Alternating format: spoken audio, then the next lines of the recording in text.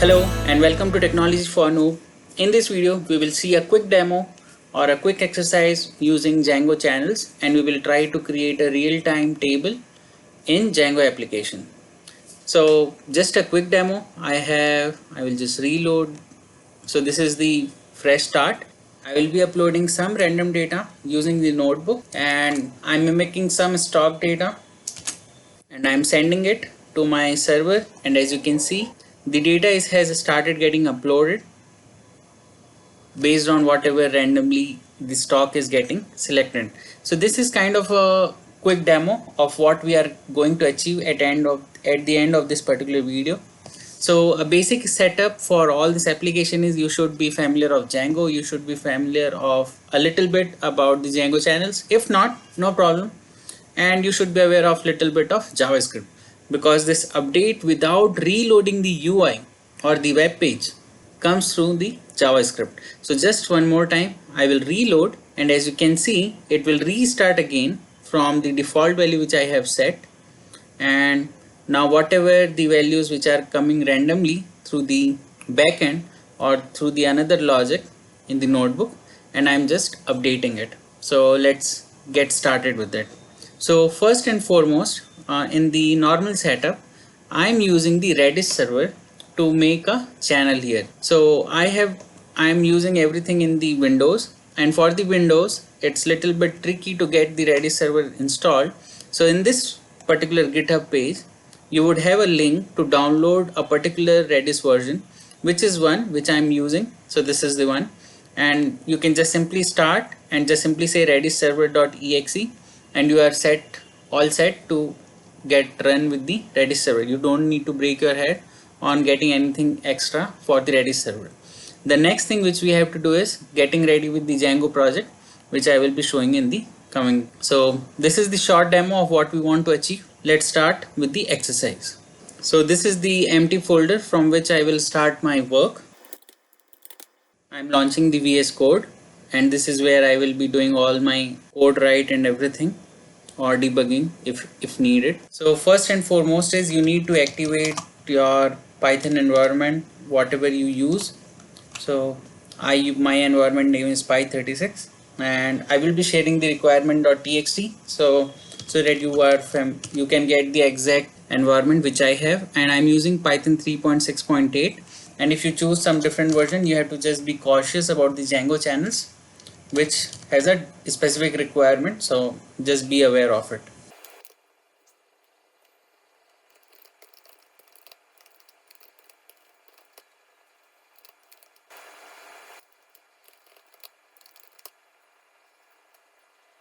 So once I have set it up, I have to be in this particular folder.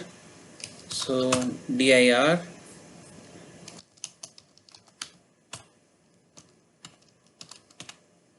So this is all good. This is the right place to be.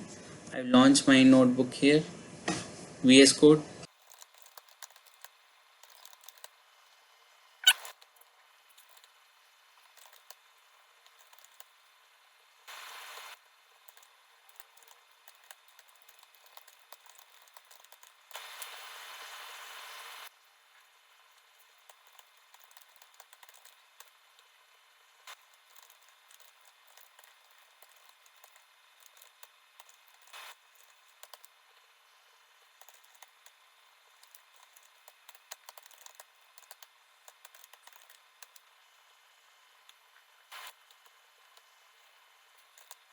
So up to this point we just created our small app. We created a template, we created an index.html page, we set up our views.py, the backend logic to render the HTML page, we added some settings for the templates, and then we just created an index.html file, and we set up the URLs.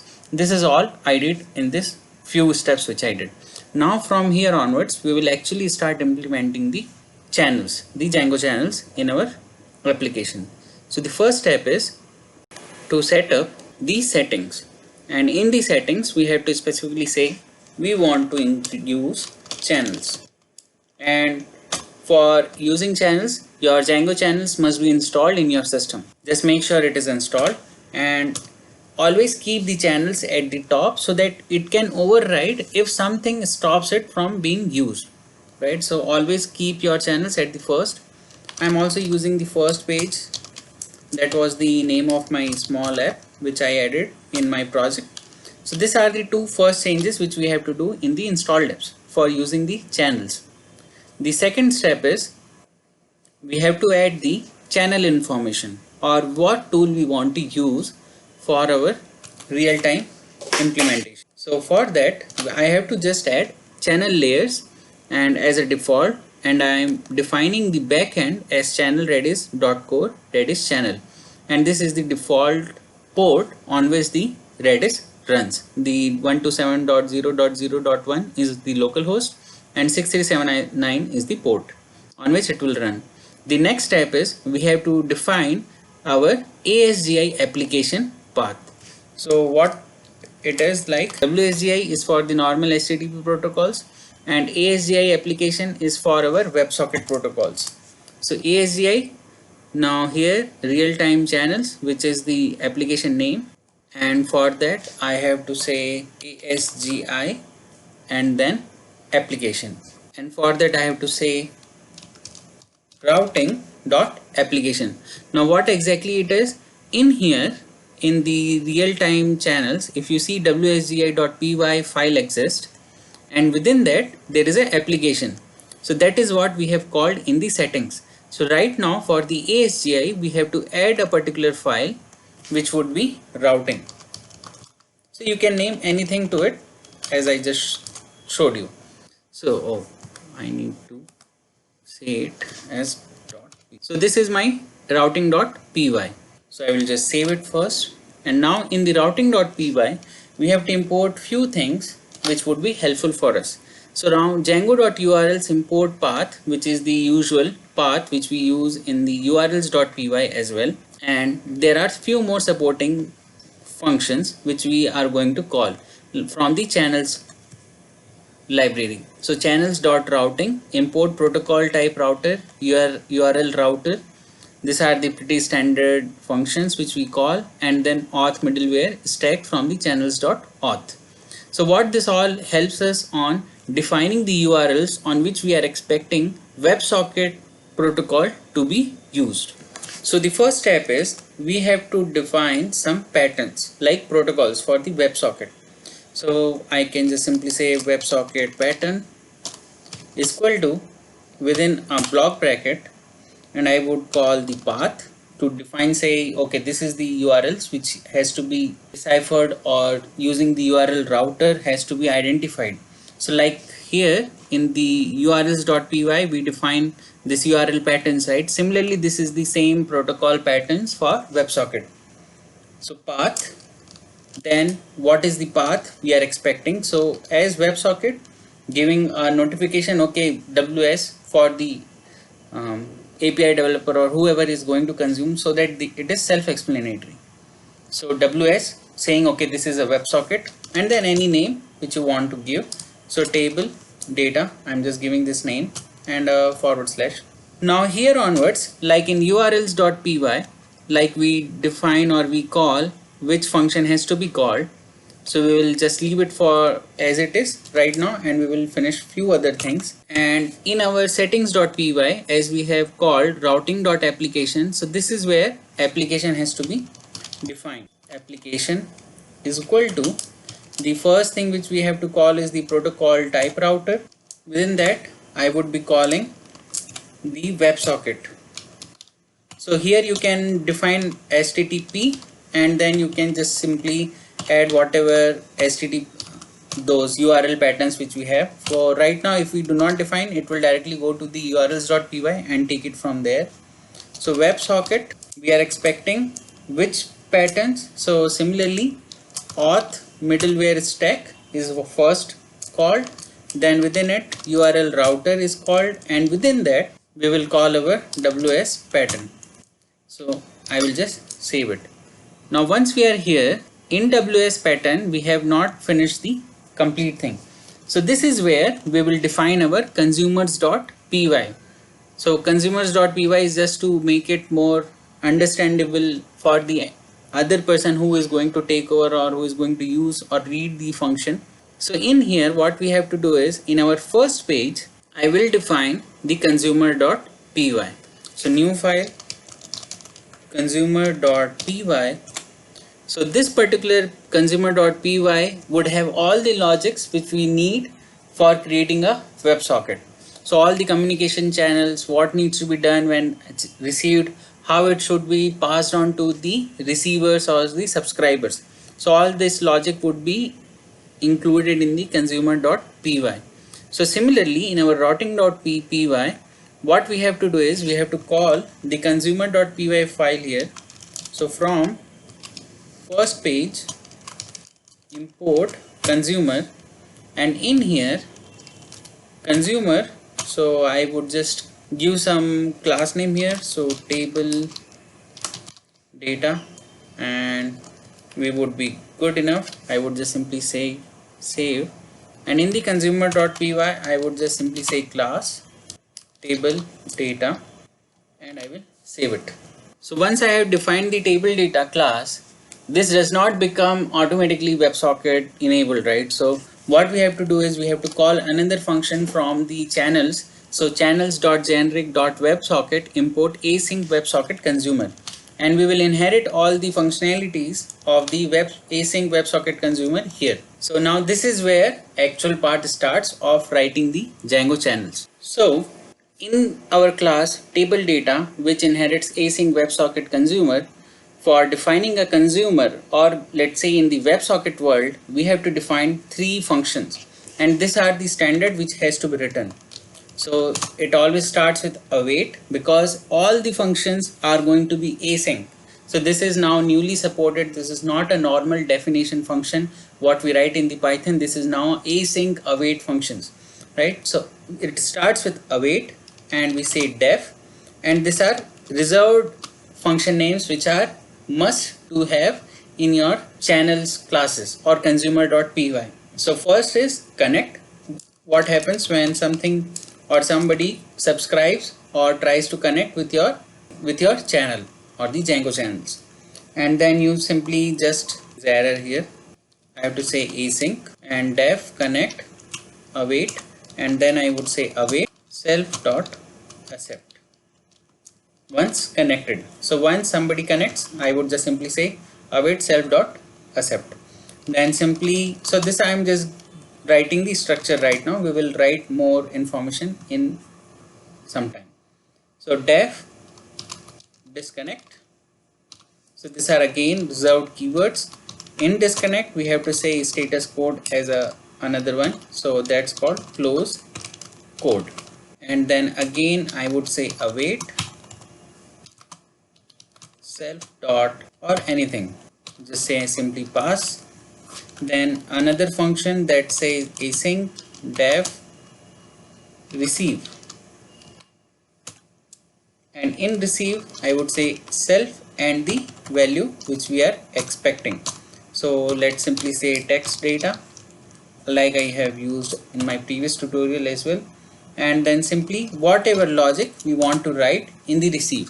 So just a brief, or I will just simply say pass for now, and I will save it. So now what happens, async def connect, so connect, then we have a disconnect, and then we have a receive. So whenever a user gets connected, it has to subscribe to some channel, so that's where the logic been written here, or identify the channel and accordingly make it subscribe to that particular channel. So for example, if there are many chat windows which are being running, so we have to identify this particular new user belongs to which particular channel. So all those logics will get handled in the self dot in the connect function. Then similarly, when the user gets disconnected, we have to release that user from the channel, and that logic happens in disconnect.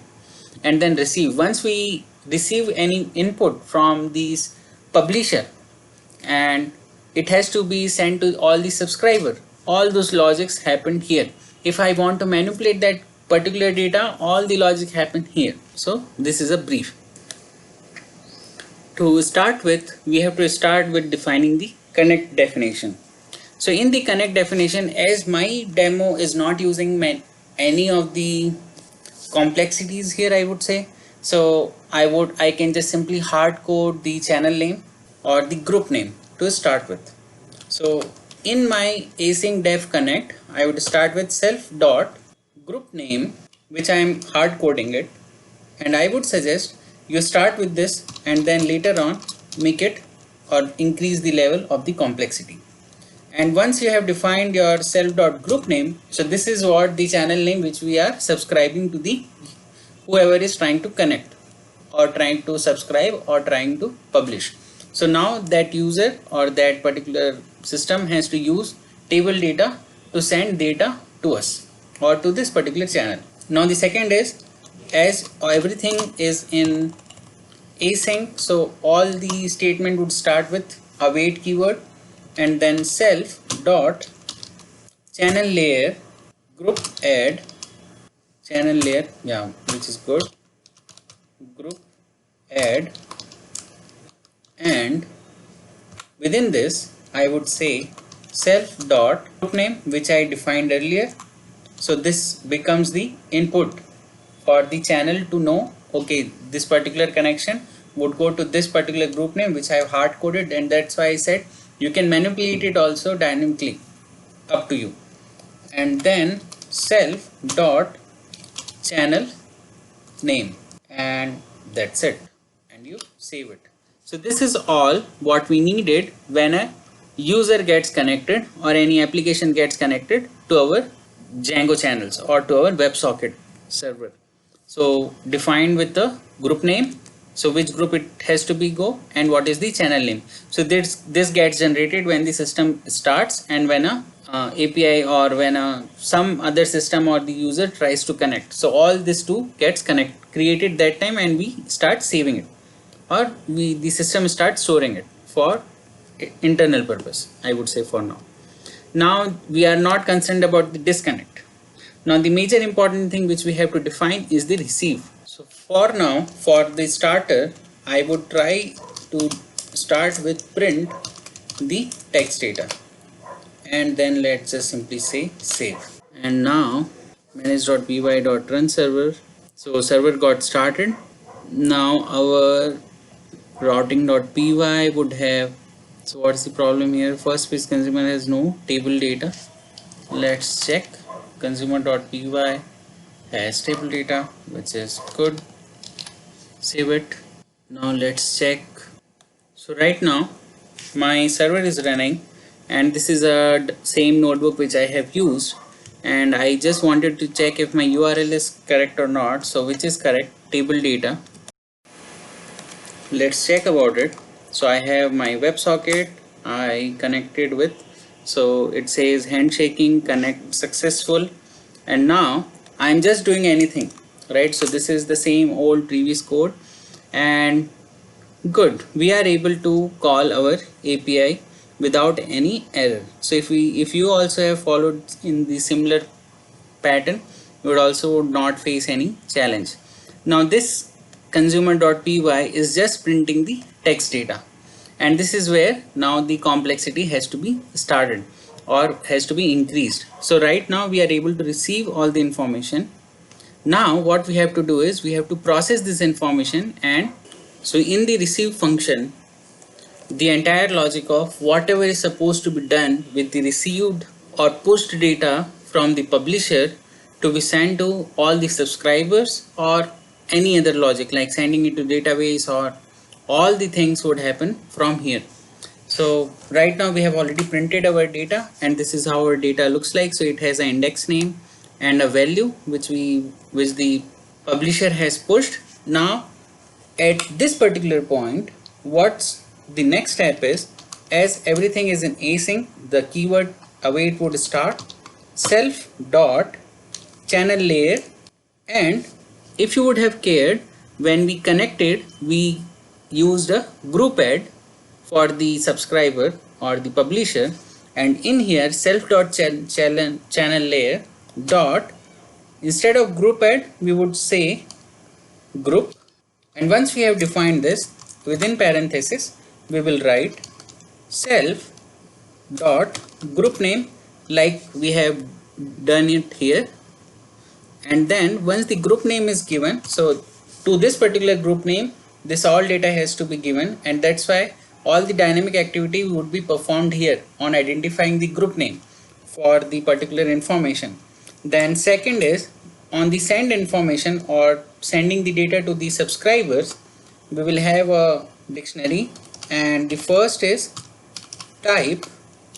In here you would have your random function name, which will do or create an event for whoever is subscribed for your channel.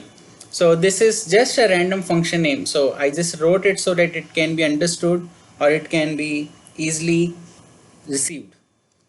Then what's the next is the value, what value we are trying to send, and the value which we want to send is our simple text data which we have received, just we are forwarding it, nothing else.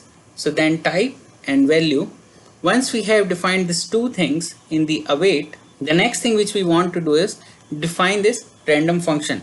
So as all the things has to be async, so async def, I will just copy this random function, I would say self comma event. Once any event get raised, like a data is been pushed from a publisher, what we are supposed to do, we are supposed to call this function and send the value to the concerned subscribers. So the first choice which I have is to directly just simply send whatever data I have received, and for that I have to just simply say await self dot send whatever I have received, and I have received event and in the value. So let's just check. If I say print event value and save it, so now I have changed some code. Let's check what happens. So we have two prints. I will just remove this particular print, and we will have this print which says event value. I will just rerun it again, and let's see if I get some error or anything. So we are not getting any error, so it is sending it print event value, and we are printing that as well. Now let's check all this by just using a WebSocket function or the library which we have in our Python, and check the proper connection is working or not by creating a subscriber to this particular channel. So let's check whether we are able to receive the same given data from our receive to all the subscribers which we will be eventually subscribing to our Django channels application. So I will just start the server, and then I need another window, activate Py36, and just for the convenience. So if you use this client, what it will do is no module name WebSockets, which is correct. My application is running, so this got connected. Now I have my window running here, so it says connected. So what's gonna happen is, this is a publisher. This particular UI in the notebook is the publisher. This logic sends data to our channel, and this particular one here is a subscriber. It listens to our channel by subscribing to it, and this application is sending all the data to here. So this is the whole logic.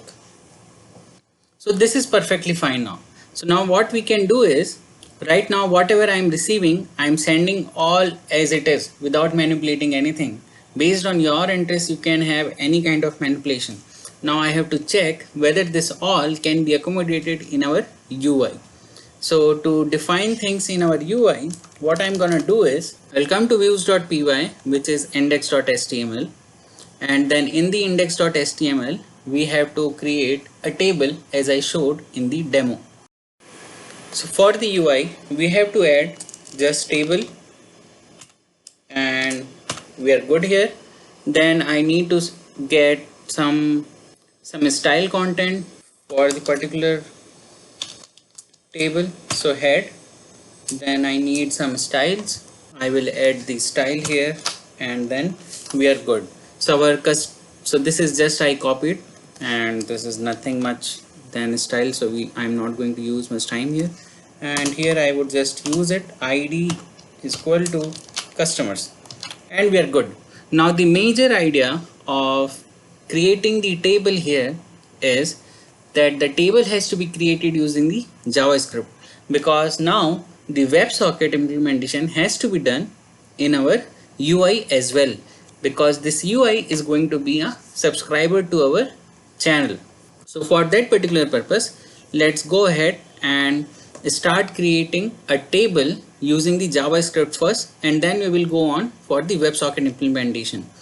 So right now in here, table ID, after our body and all, I will just define a script, and in this script I will add, or I will bring my data from the backend. So let's check first. So in my views.py, here in the context, what I'm going to do is I'm going to pass this particular information. So I'm going to pass a data. So this will be my default data through which the UI will start. So like stock 1, the name of that particular stock, opening, closing, current value. So I have designed this particular structure of the JSON based on my need. It does not mean you have to use the same, and I would recommend, based on your requirement, you should define your data structure in the dictionary. So right now why I have created or used this particular format is, so the reason behind having this particular structure is, whenever a publisher would send data, it would have this particular value as my key, and I would just simply refer this particular key in my UI, and I will update whatever current value the publisher is sending it to me using the value keyword. So that's why this is structure, and the rest is just to have more information in the UI. So you can accordingly define your own structure and experiment, but for this particular exercise, this is how the data looks like. So now right now here in data, I would just simply pass. So this is my data now, and for the table, I do not want to iterate a lot to identify what would be my column names. So simply I would just take this keys as my column names, and I am just using those as the table header within a list,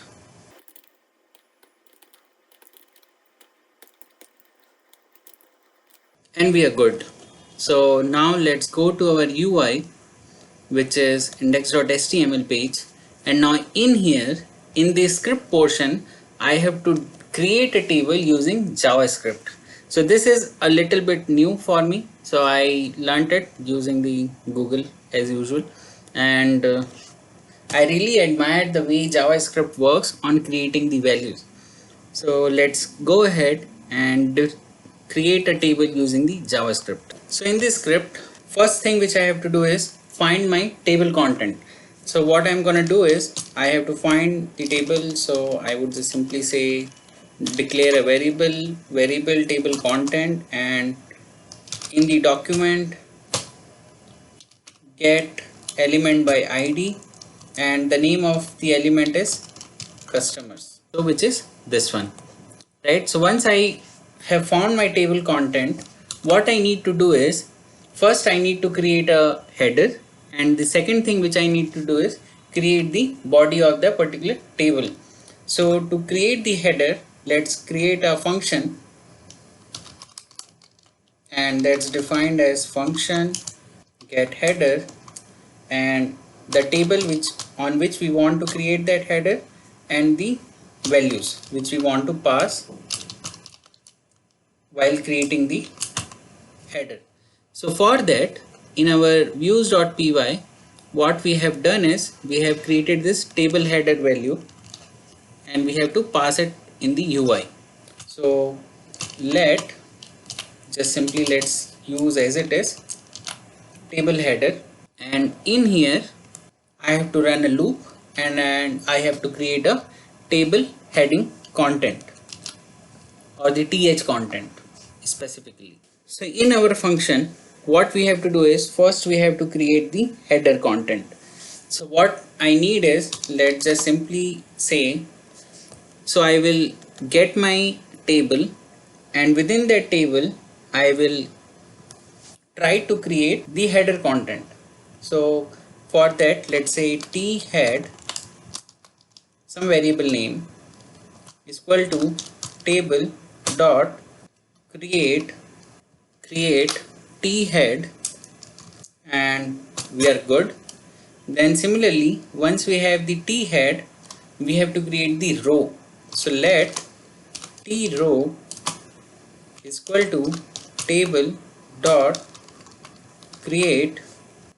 Now we have to insert the row in the head. So t head dot insert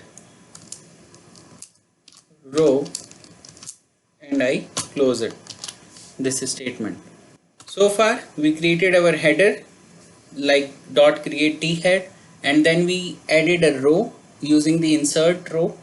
Now whatever values we have received in the header values, we will iterate over and we will fill those spaces with those particular values. So now for well in header values, so this will run a loop, a for loop, and then again let, so now we have to add each individual value inside a th for the table.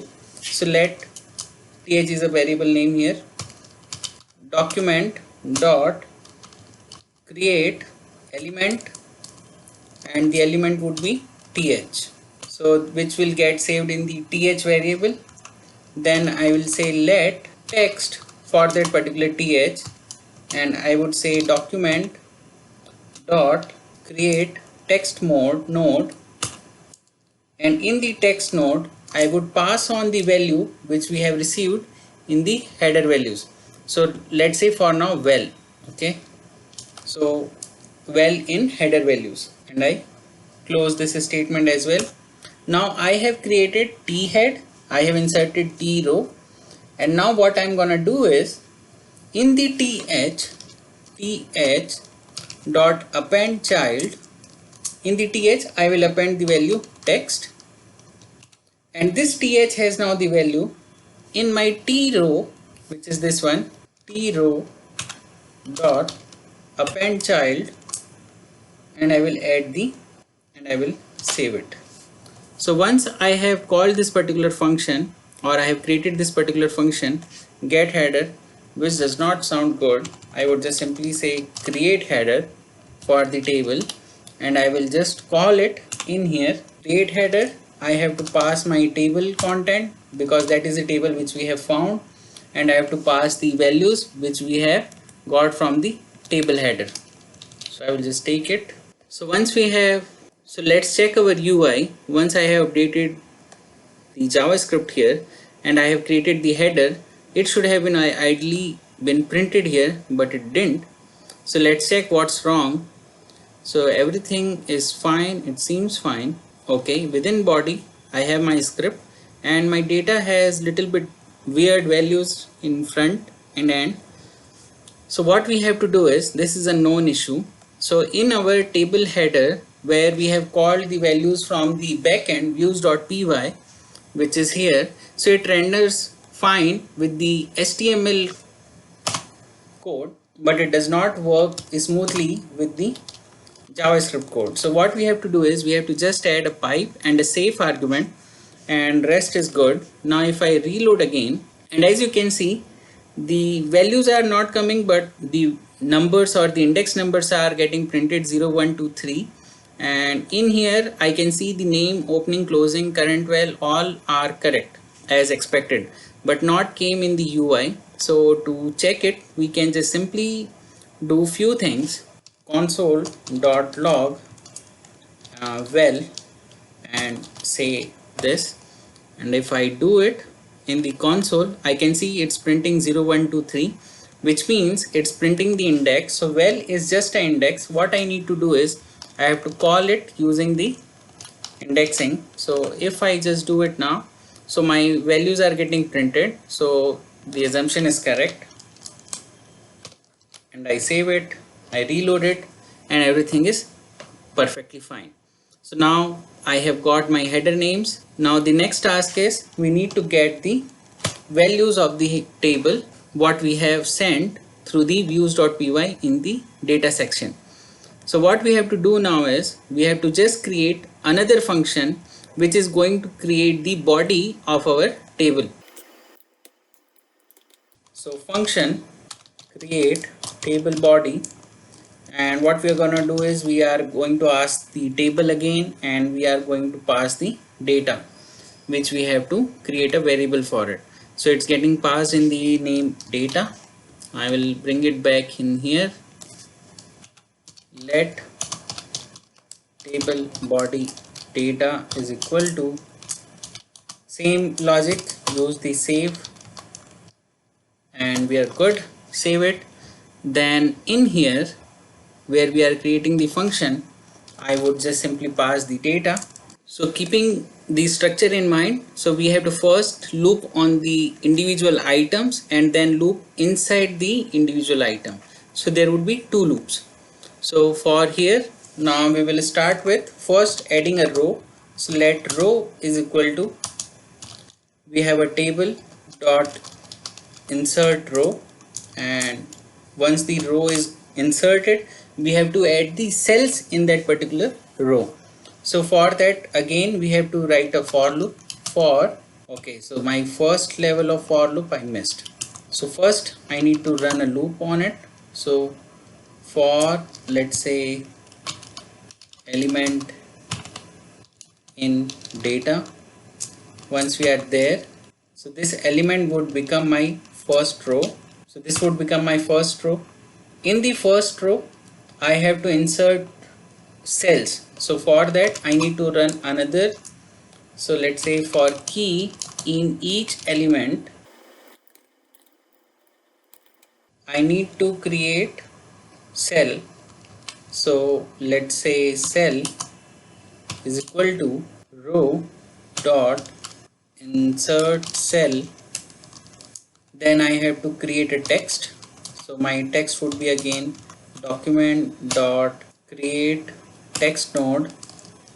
In the text node, how I am going to call is my first, okay, so my data would be first. Within data I would be calling the element. Within the element, so data, within the element I would be calling key. I think that's how the data would be. We will check it again. And then what we are gonna do is cell dot append child text, and I save it. The major thing which I missed is to defining them as a variable.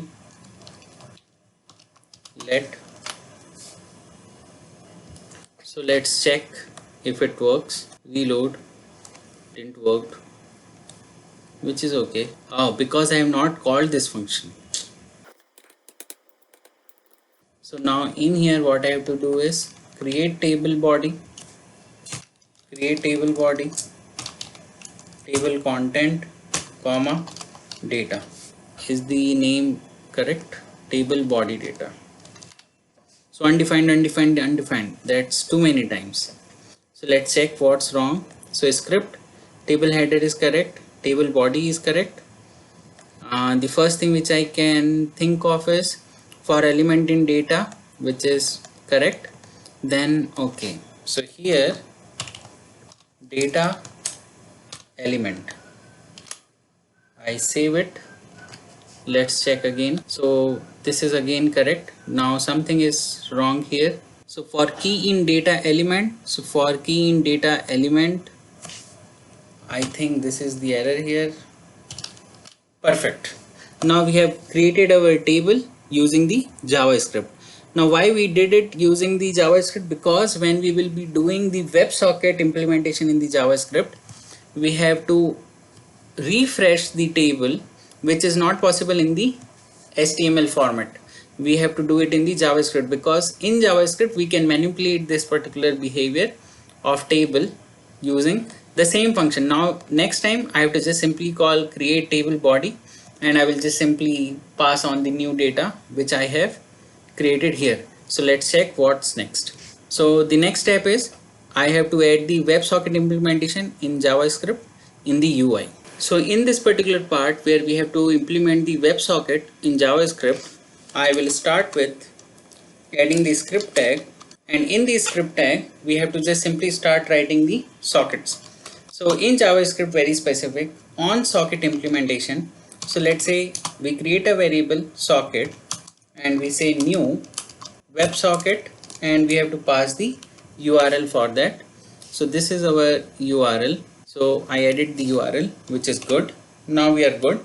Now the next thing is the sockets, like in our server, has connect, disconnect and receive. In our UI, the socket has, or in the JavaScript, socket dot on open. What needs to be done? So here just simply say function any event whatever has happened in E, and then whatever needs to be written would be inside this curly brackets, and we are good. The second is socket dot on message. So what needs to be done once we receive that data? Once the connection gets open, we receive some event, then what needs to be done is will be written in here. Then socket dot on close. So what needs to be done when we have, so function E. So this is good. Now on open, whenever we just, let's say, alert connection established, simple. Then whenever there is a disconnect, we just simply say connection closed, right? Then socket dot on message, what needs to be done when we receive the data, and this is the only crucial part which we have to take care now. So first and foremost, let's just simply see what happens. Console dot log, and I would say event, let's say, simple, right? Nothing more, nothing less. Save it. Now I will be here. Let's check if server is running. Let's check if my values are working, so which is correct. Now I will just reload. So I reloaded it alerted, yeah, connection established. Now let's check. So here I am getting the data from the event. So this is what the event has, all the information. Now what we are supposed to do next is, I will just add, instead of 1 I will add 5 seconds just to increase the time. I will close it, which is correct. Now I will just, it will throw an error, not throwing an error, which is good. So here in our UI we have to add some logic which ends up updating the table here. So how to do this particular exercise? So first and foremost, we have to understand all our data is inside this table body data, and whenever we receive any information like E, if you see here, E has this data inside. So what I can do is, instead of E, can I call data? Let's just save it. Let's refresh it. Connection established. And now as you can see, when E data comes, it only gives this index name, that is the stock 4 value 220. And if you remember, my stock name is the key now here. So I have to just simply say, okay, index name, that is my key. In the data, I will call this, and the data which I have to update is the current value, that is 56. So I will just simply update it with the value. So now index.html, in here I have my E data. The next important thing which I need is the table body data. So table body data, I will define it in some another variable. So first and foremost, once I have to update this particular data, I need to save that particular information or the data in some variable. So how I am going to do is simple. I will define a variable receive data is equal to json.parse E, and I can just simply say E data, and I will get index and everything there. Now the second objective which I have to do is update the new information in the table body data. So what I will be doing is, I will call this stock, and in the stock I will call the current value. So in table body data I will be calling received data, and index name. How I'm writing it, because that's how I'm sending it. So this is how I'm sending, right? Index name and the value. So this is the body, then this becomes my index name, and in the index name I have current well, which needs to be updated with received data. So let's just simply print this all. Once I have updated console.log and this new value, do I need to close it? Let's close it. So right now all the things are perfect, but it is not updating this particular table. The reason is we have not added that logic to update the table in our code. So right now if I just add these two logics here again, let's see what happens, because this is going to create the new body of the table using the new data, right? So let's just reload it again. So I reloaded it, and what it did is it appended a new table. As you can see, it's just keep on adding the new table information there. So the reason is we have not cleared the existing table, and we are just saying append all the new information. So it's doing the append operation. It's not restructuring the table at all. So the solution for this is the way we started. So first we will get that table content, and then next, once we have received that table content, we will clear that information whatever is residing inside it. So simple table content, I found it using the ID, and then simply the inner HTML I'm just defining as nothing. So I save it, I will reload it again. Perfect. So now value started changing. So 88, 10, 813. So we are good. Let me change the frequency and check it again. So now if you see, the values are getting updated quickly. So I would say this is all about this particular tutorial, and why I created this tutorial, because there were few requests on once we are able to update a table, update a chart like I did in my previous video, how I am going to update the table. And the simplest answer was using the JavaScript. So you create your table using the JavaScript, and you just keep on updating your JavaScript value, and your table will get rendering with the updated values. So these are the major things which people want to do in project on stock market, or create your own application for the stock market, or your own monitoring things. But this, I believe, is a good introduction on how to achieve certain tasks using the JavaScript and using the Django channels. And I would say this is all about this particular video. Thanks for your patience. I hope you understood the logic, and if you like my work, please consider subscribing to my channel and like this video as well. And if you have any doubts, please feel free to reach out to me, or check about or discuss about your problems. I have shared my email ID to discuss about the problems. So that's all. Have a great day and stay safe.